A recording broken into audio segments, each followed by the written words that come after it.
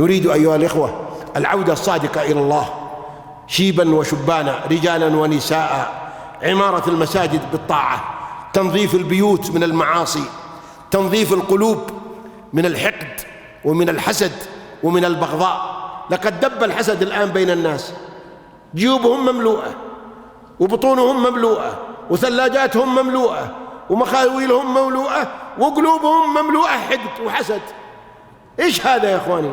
الحسد داء يقتل الإنسان، قاتل الله الحسد ما أعدله، بدأ بصاحبه فقتله. اصبر على كيد الحسود فإن صبرك قاتله، كالنار تأكل بعضها إن لم تجد ما تأكله. نظفوا القلوب ولا تحقدون على بعض. إذا رأيتم إنسان الله أنعم عليه فقولوا الله يزيده من فضله، هو أخذ حقك، ربي أعطاه، ربي جعل الخط يجي على بلاده ولا على زرعه، ربي جعل لها أولاد وتوظفوا، ربي جاله برزق من الله عز وجل، قل الله يزيده. لكن إيش ما يجيه هو والله أن يعرفه إن ما كان عنده عشاء ليل، إنه كان يقوم الكلب ويرقد مكانه وقد معه ذا الحين. طيب أخذ منك حقك شيء؟ ولا حسد تعترض على قسمة الله؟ من الذي يرزق؟ إنه الله. من الذي يوزع الأرزاق بين الناس؟ الله. يقول الله نحن قسمنا. نحن من هنا؟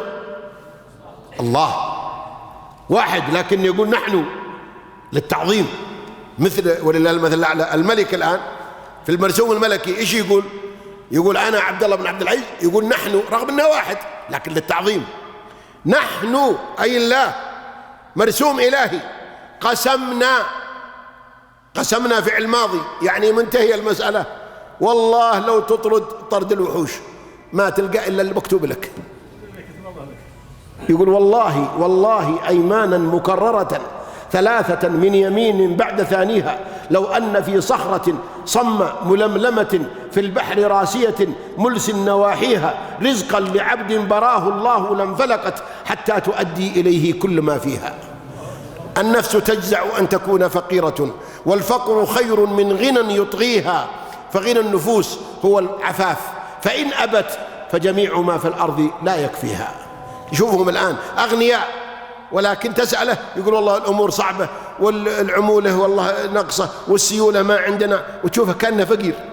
اي نعم. بينما المؤمن غناه في قلبه، ذاك فقر بين عينه وذا غناه في قلبه. اقنع بما رزقك الله ولا تحسد مسلم على رزق أعطاه الله.